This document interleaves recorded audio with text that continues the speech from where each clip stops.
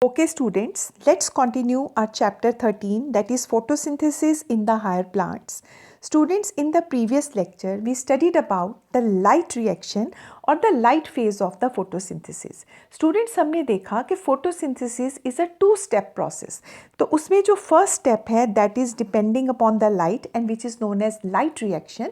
It is also known as a photochemical phase और photochemical reaction, and assimilatory power is generated in this phase and the light reaction takes place in the thylakoids. So this step is followed by the second step which is not directly dependent on the light. So this is light independent reaction which is known as dark reaction.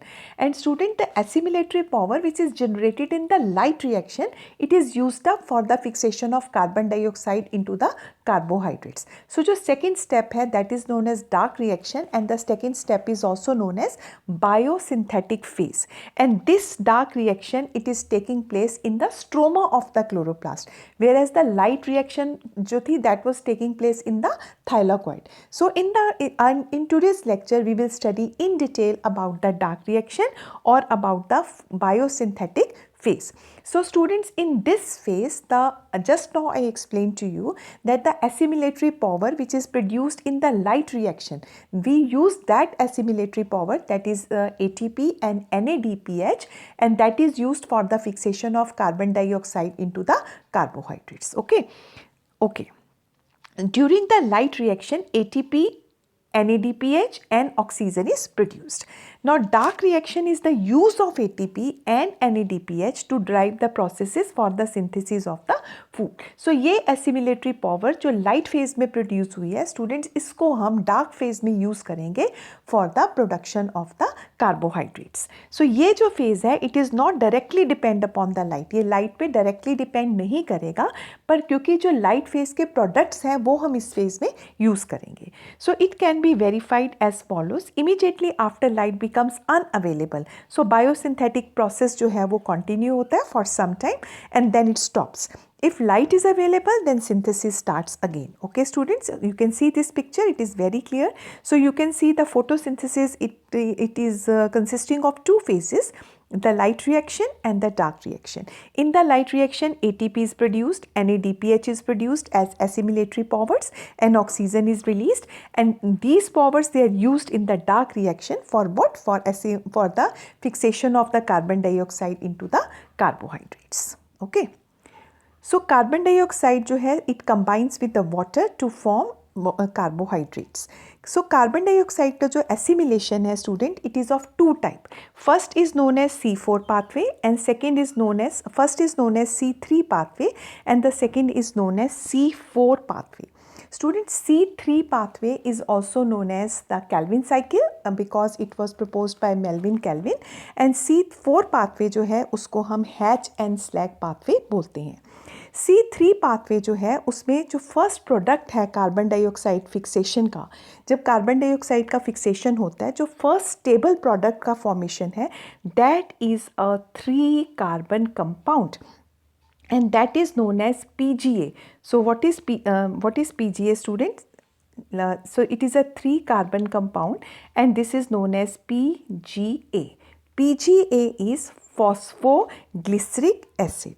So Melvin Calvin discovered this using the 14C, that is radioactive carbon in the algal photosynthesis. Students, Calvin और उनके co-workers जो थे उन्होंने जो radioactive carbon dioxide को supply किया था to the suspension of alga, और उन्होंने कौन सा alga use किया? That is chlorella, green alga use किया, chlorella जो कि photosynthesis करता है. तो दे फाउंड कि जो फर्स्ट इनिशियल प्रोडक्ट है फोटोसिंथेसिस का that was a 3 carbon compound and it is 3 phosphoglyceric acid. So Melvin Calvin जो थे वो अमेरिकन साइंटिस्ट थे. He also worked out the path of carbon by using paper chromatography technique also. So Melvin का जो team था, Melvin was also awarded Nobel prize in 1961 क्योंकि उन्होंने देखा कि जो फर्स्ट स्टेबल प्रोडक्ट है वो 3 कार्बन कंपाउंड है, इसीलिए इस पाथवे को C3 पाथवे भी बोलते हैं और इसे मेल्विन कैल्विन साइकिल भी बोलते हैं. सेकेंड पाथवे जो है student that is known as C4 pathway.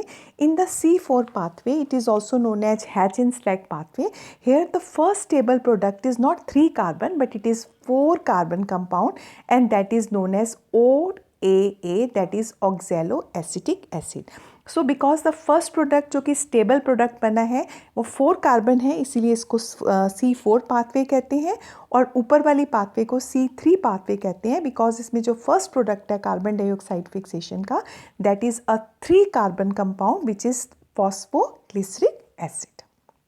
Okay, so let's study in detail about the C3 pathway which is also known as Calvin cycle. So students, Calvin cycle जो है वो सारे photosynthetic plants में होगा.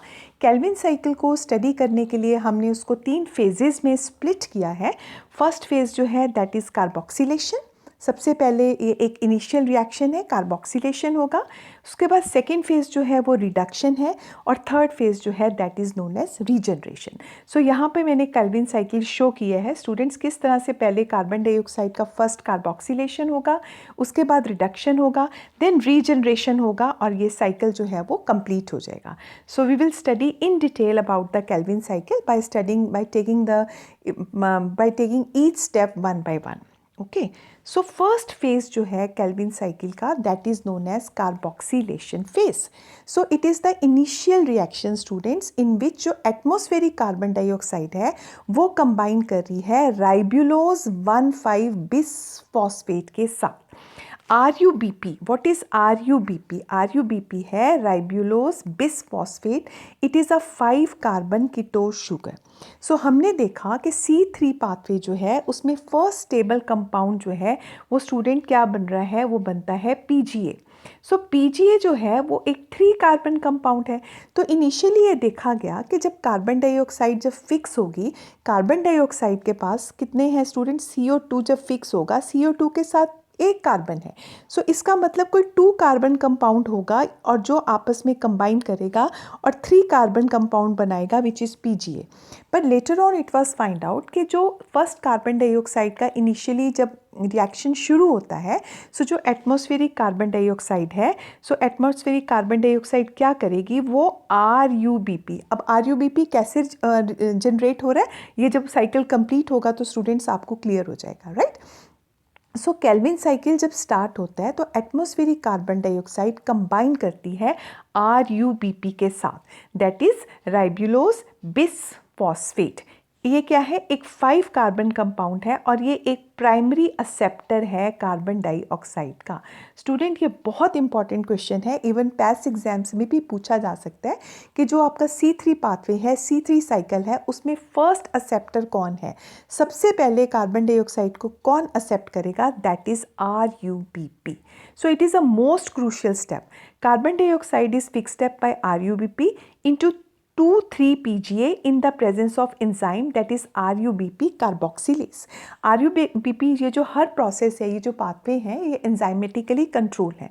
सो इसमें students actually जब 5 carbon RUBP 1 carbon dioxide से आ गया तो ये एक 6 कार्बन कंपाउंड बनाएगा, लेकिन वो 6 कार्बन कंपाउंड जो है दैट इज़ नॉट स्टेबल, वो अनस्टेबल है और वो स्प्लिट हो जाएगा इनटू PGA.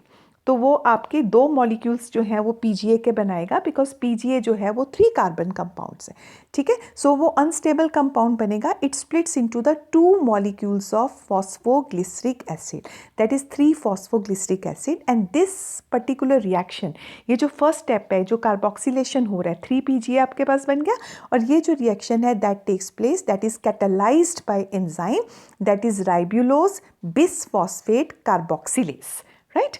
सिंस एंजाइम, जो स्टूडेंट ये जो हमारा एंजाइम है, यहाँ पर एक वर्ड आ रहा है Rubisco. So what is Rubisco? ये जो एंजाइम है, which enzyme, ribulose bis phosphate carboxylase. ये जो एंजाइम है it also has oxygenation activity. ये एंजाइम जो है ये एज अ कार्बोक्सीजनेज भी एक्ट कर सकता है, एज ए कार्बोक्सिलेज भी एक्ट कर सकता है, और एज अ ऑक्सीजनेज भी एक्ट कर सकता है. सो रुबिस्को, इसीलिए इसको हमने बोला रुबिस्को. रुबिस्को जो है राइब्यूलोज बिस फॉस्फेट कार्बोक्सिलेज भी है और ऑक्सीजनेज भी है, and it is the most abundant protein on the earth. So you must note it down student. So ये हमारा फर्स्ट स्टेप है कैल्विन साइकिल का, which is known as carboxylation. So carboxylation जो होगा वो इसमें जो RuBP है वो सबसे पहले कार्बन डाइऑक्साइड का एक्सेप्टर है RuBP, और जो फर्स्ट स्टेबल प्रोडक्ट बनेगा we will get 2 molecules of phosphoglyceric acid that is PGA, and this particular reaction is catalysed by enzyme that is known as rubisco. Okay students, so ये हमारा first step हो गया that is known as carboxylation. Okay, now the second step which is known as reduction. So reduction जो है it is the series of reaction leading to the glucose formation. Ultimately Calvin cycle जब खत्म होगा what we will get the food that is photosynthesis. क्या कर रहा है photosynthesis में हमें कार्बोहाइड्रेट मिलेगा that is the glucose. Okay, so here 2 ATP molecule for phosphorylation and 2 NADPH for reduction per CO2 are used. Students, जो हमने light reaction में जो हमने एसिमिलेटरी पावर जो हमने लाइट रिएक्शन में हमारे पास आई थी वो पावर जो है अब हम केल्विन साइकिल में यहाँ पर यूज़ करेंगे. 2 ATP मॉलिक्यूल यूज़ हो रहे हैं और 2 NADPH यूज़ हो रहे हैं पर CO2 मॉलिक्यूल. यहाँ पर देखो ATP और NADPH यूज़ हो रहे हैं. ATP जो है वो ADP बन गया और NADPH जो है वहाँ पे वो रिड्यूस हो गया and we get NADP. Okay students, so इसमें स्टूडेंट्स जो आपका 3 फॉस्फोग्लिसरिक एसिड जो बना था उसका रिडक्शन हो जाएगा to the phosphoglyceraldehyde. Okay, phosphoglyceraldehyde बन जाएगा. सो यहाँ पर एक बहुत इंपॉर्टेंट बात ये है स्टूडेंट्स, अगर हमें 2 ATP मॉलिक्यूल हम यूज़ कर रहे हैं पर कार्बन डाइऑक्साइड के लिए. स्टूडेंट्स, कार्बन डाइऑक्साइड पे इसमें जो है वो एक कार्बन है, और अगर हम ग्लूकोज देखते हैं ग्लूकोज जो है इट है 6 carbon. What is the glucose formula? C6H12O6. So glucose के पास कितने हैं? 6 कार्बन है. सो हमें एक ग्लूकोज मॉलिक्यूल को प्रोड्यूस करने के लिए स्टूडेंट्स हमें कितनी बारी केल्विन साइकिल हमें घुमाना पड़ेगा? 6 टाइम्स. सो एक बारी एक कार्बन डाइऑक्साइड अगर एंटर होगा तो एक ग्लूकोज मॉलिक्यूल प्रोड्यूस करने के लिए how many Calvin cycles you need 6 Calvin cycles. Okay, so इसमें अगर आप 12 ATP मॉलिक्यूल रिडक्शन के लिए 2 ATP मॉलिक्यूल पर कार्बन यूज़ करोगे तो 6 कार्बन के लिए how many you will use? That is 12. Similarly अगर 2 NADP यूज़ कर रहे हो एक कार्बन के लिए तो 6 कार्बन के लिए कितने होंगे? 12. सो 12 NADPH और 12 ATP जो हैं वो रिडक्शन स्टेप जो हैं उसमें हम यूज़ करेंगे. सो 12 मॉलिक्यूल्स ऑफ जो इसमें अगर हम 12 मॉलिक्यूल्स फॉस्फोग्लिसरिक एसिड जो हैं जब वो फॉस्फोरिलेटेड होंगे by 12 molecules of ATP and they will form 12 molecules of 1,3-bis phosphoglyceric acid. वो हमारा नेक्स्ट स्टेप होगा.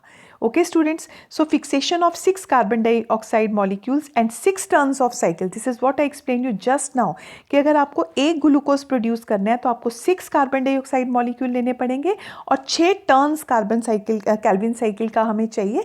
दे are needed to remove 1 glucose from the pathway. So this is the second step and that is known as reduction. Okay, next is the third step that is the regeneration of. Third step हो गया students that is regeneration. हमने start किया था अपना RuBP से और मैंने आपको बताया था कि RuBP कैसे आएगा आपके पास.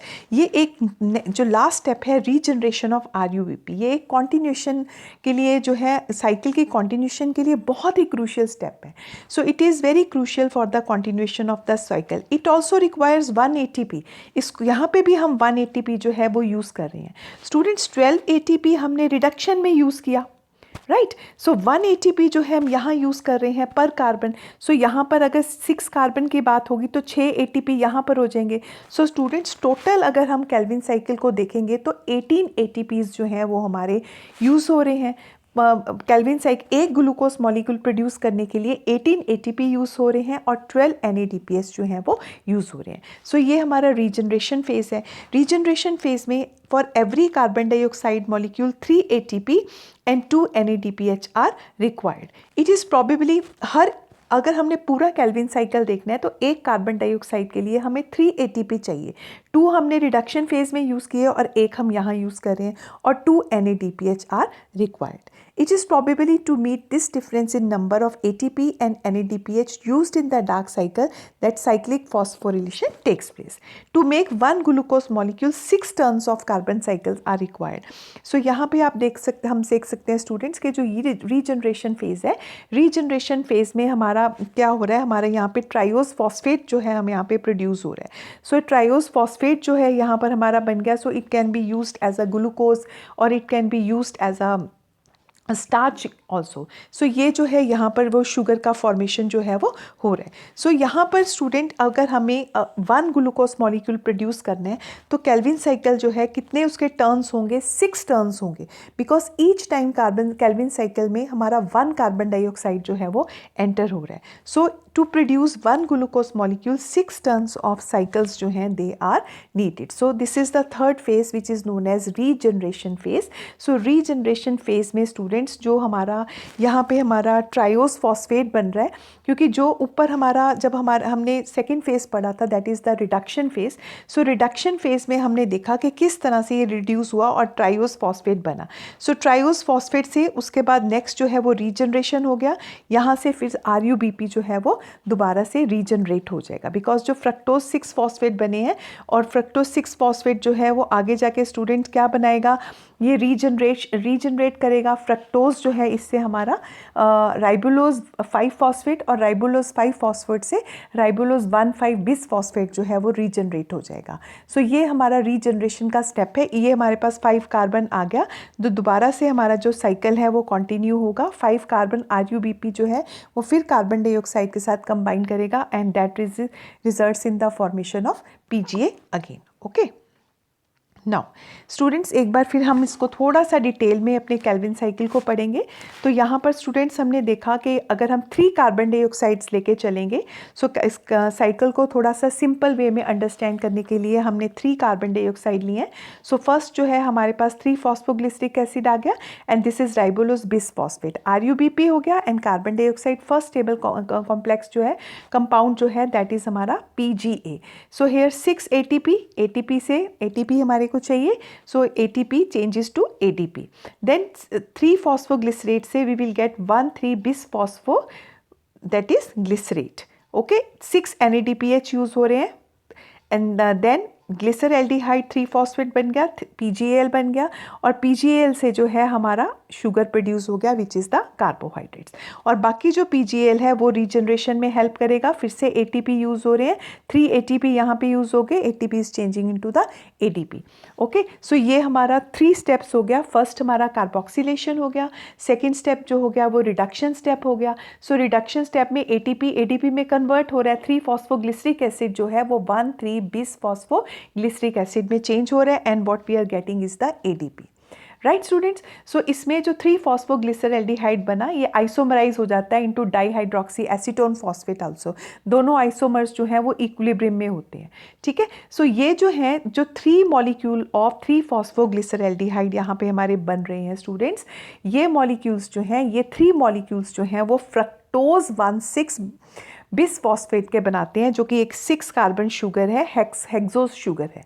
ठीक है, सो इसमें हमारे पास फ्रक्टोज 1,6 बिस फॉस्फेट बन जाता है। सो फ्रक्टोज 1,6 जो बिस फॉस्फेट है वो अपना एक फॉस्फेट लूज कर देता है और फ्रक्टोज 6 फॉस्फेट बनाता है। सो फ्रक्टोज 6 फॉस्फेट जो बनता है वो दूसरी शुगर्स में भी कन्वर्ट हो जाता है। अभी मैंने आपको बताया कि fructose 6 phosphate can be converted into other sugars like glucose है, सुक्रोज है और स्टार्च है। देन उसके बाद हमारा नेक्स्ट फेज आएगा दैट इज रीजनरेशन फेज। सो किस तरह से हमारा जो कार्बन डाइऑक्साइड एक्सेप्टर था दैट इज राइबोलोज 1,5 बिस फॉस्फेट, सो किस तरह से बनेगा, वो किस तरह से रीजनरेट होगा। सो ये जो फ्रक्टोज 6 फॉस्फेट जो है ये स्टूडेंट्स अल्टीमेटली ये चेंज होता रहेगा। हमारे पास एक इंटरमीडिएट स्टेजेस आएंगी और उसके बाद लास्ट में हमारे पास आ जाएगा राइबोलोज बिस फॉस्फेट्स। तो ये जो है वो रीजनरेट हो जाएगा। तो इस तरह से स्टूडेंट हमारा जो केल्विन साइकिल है वो कंप्लीट हो जाएगा और उसके 3 फेजेस हमने स्टडी किए। First is known as carboxylation, second is known as reduction and third is known as regeneration. Okay, so students हमने देखा what goes in and what comes out. Carbon dioxide से Calvin cycle जो C3 pathway है इसके लिए हम 6 carbon dioxide हमें चाहिए फॉर 1 ग्लूकोज और इसके लिए 18 ATPs जो हैं हमने यूज़ किए। अभी मैंने आपको एक्सप्लेन किया कि रिडक्शन के टाइम पे हमने 12 ATP यूज़ किया और रीजनरेशन के टाइम पे फिर से 6 यूज़ किया। सो 12 and 6 इज़ 18, सो 18 ATPs जो हैं हमने यूज़ किए and what comes out is 18 ATP। Similarly 12 NADPH use कर रहे हैं and what comes out is 12 NADP। Okay students, so that's all about the first type of pathway, that is known as C3 pathway or the Calvin cycle. Why it is known as C3 pathway? Because the first stable product जो है, जब carbon dioxide का fixation हो रहा है तो first stable product जो है that is PGA and it is a 3 carbon compound. Okay, so next students हम C4 pathway पढ़ेंगे. सेकेंड जो है pathway which is also known as Hatch and Slack pathway. ठीक है, सो हैच एंड स्लैग पाथवे जो है इसको हम C4 पाथवे भी बोलते हैं, क्योंकि इसमें जो फर्स्ट स्टेबल प्रोडक्ट है कार्बन डाइऑक्साइड फिक्सेशन का, that is not a 3 carbon compound, it is a 4 carbon compound and it is known as oxaloacetic acid और it is known as OAA. Let me write again, it is known as OAA, that is oxaloacetic acid, and it is a 4 carbon compound, right? So ये एक additional pathway है. It was described by 2 scientists, Hatch and Slack. So this pathway is known as Hatch and Slack pathway, and it is also known as and students this pathway is also known as Hatch and Slack pathway, and इसको हम C4 pathway भी बोलते हैं because इसमें जो first product हमारा बन रहा है that is known as oxaloacetic acid which is a 4 carbon compound. So let us study it in detail. C4 pathway जो है plants that are adapted to dry tropical regions. Students जो dry tropical regions में, dry and hot region में या सब tropical regions में plants grow कर रहे हैं, they are performing C4 cycles. So there are more than 900 type of species in which C4 cycle exist. Mostly इसके examples हैं जैसे sugar cane है, maize है, sorghum है, amaranthus है, ये ऐसे plants हैं जिसमें कि C4 pathway होता है. So ये जो plant है students, इसमें oxaloacetic acid is the first stable product and this is a 4 carbon compound, so that's why the pathway is known as C4 pathway. The plants with C4 pathway does follow the Calvin cycle. So जो C4 pathway plant show करेंगे उसमें C3 pathway भी होगा. सो additional उसमें क्या हो रहा है, C4 पाथवे भी हो रहा है. सो C4 प्लांट्स जो हैं they have a very special type of leaf anatomy. This is very important. So ये प्लांट जो है वो स्पेशल टाइप का लीफ एनेटमी शो करते हैं, that is known as Kranz anatomy. Kranz जो है एक जर्मन टर्म है, इसका मतलब होता है रीत. जैसे हम फ्लावर्स का एक रीत देखते हैं इस तरह से, सो इसको हम एक रीत बोलते हैं. सो ये जो प्लांट्स होते हैं जिसमें ये स्पेशल टाइप का पाथवे होता है, they can tolerate high temperature. अभी मैंने आपको बताया कि ट्रॉपिकल ड्राई हॉट रीजन में जो प्लांट्स ग्रो कर रहे हैं, so they are performing the C4 cycle.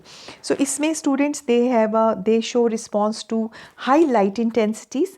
They lack a process known as photorespiration. अभी स्टूडेंट्स नेक्स्ट लेक्चर में हम फोटो रेस्पिरेशन पढ़ेंगे कि ये जो C4 पाथवे प्लांट फॉलो करते हैं उसमें फोटो रेस्पिरेशन नहीं होता, क्योंकि फोटो रेस्पिरेशन एक वो प्रोसेस है जिसमें प्लांट्स जो हैं वो ऑक्सीजन लेते हैं और प्लांट्स कार्बन डाइऑक्साइड जो है वो रिलीज़ करते हैं. और फोटो रेस्पिरेशन जो होता है प्लांट्स के लिए एक हार्मफुल प्रोसेस होता है. सो उस प्रोसेस को किस तरह से प्लांट्स ने ओवरकम किया with the help of this special type of pathway that is known as C4 pathway. So हम नेक्स्ट लेक्चर में स्टूडेंट्स फोटो रेस्पिरेशन को डिटेल में पढ़ेंगे तो आपको ये कंसेप्ट जो है वो बिल्कुल क्लियर हो जाएगा. सो ये प्लांट्स जो हैं ये स्पेशल टाइप के स्ट्रक्चर जो है वो शो करते हैं. सो अगर हम इनकी एनाटमी स्टडी करें स्टूडेंट्स, तो ये मैंने यहाँ पे एक लीफ का ट्रांसफ़र सेक्शन आपको दिखाया है. सो ये जो C4 प्लांट्स हैं वो C3 प्लांट से डिफ़र करते हैं. सो अगर आप उनका वॉस्कुलर बंडल देखो तो इनके वॉस्कुलर बंडल के अराउंड स्टूडेंट्स आपको एक शीट नज़र आ रहा है. This is known as bundle sheet. Students से स्पेशल एनेटमी है Kranz anatomy. So vascular bundle में प्लांट जो है they are surrounded by vascular bundles are surrounded by bundle sheath, and bundle sheath has large number of chloroplast. So इनका जो leaf है, special जो leaf होते हैं वो डायमॉर्फिक तरह के लीफ होते हैं. सो क्लोरोप्लास्ट जो होते हैं दे मॉर्फोलॉजिकली 2 डिस्टिंक्ट टाइप के लीव्स हैं. बंडल शीथ सेल के जो क्लोरोप्लास्ट हैं they are larger in size, और जो मीजोफिल होता है, क्योंकि मीजोफिल हमने देखा था ये क्लोरोफिल कंटेनिंग सेल्स है, मीजोफिल है. सो मीजोफिल में नॉर्मल टाइप के क्लोरोप्लास्ट होते हैं, जबकि ये जो बंडल शीथ सेल्स हैं ये आप देख सकते हो स्टूडेंट्स, ये vascular bundles are surrounded by a wreath like structure. So that's why they have a Kranz anatomy. So इसमें जो बंडल शीथ के सेल्स हैं उसमें लार्ज साइज के क्लोरोप्लास्ट होंगे और सेंट्रीपिटली अरेंज होते हैं, whereas in the mesophyll they have normal type of the chloroplast. तो मीजोफिल सेल्स जो हैं वो C4 साइकिल परफॉर्म करेंगे, जबकि बंडल शीथ के जो सेल होते हैं वो C3 पाथवे ही परफॉर्म करते हैं. ठीक है, बंडल शीथ सेल्स जो हैं they sometimes they form several layers also around the vascular bundles and they have large number of chloroplast. So pathway followed by the C4 plants, इनको hatch and Slack pathway कहते हैं और ये भी एक cyclic process है.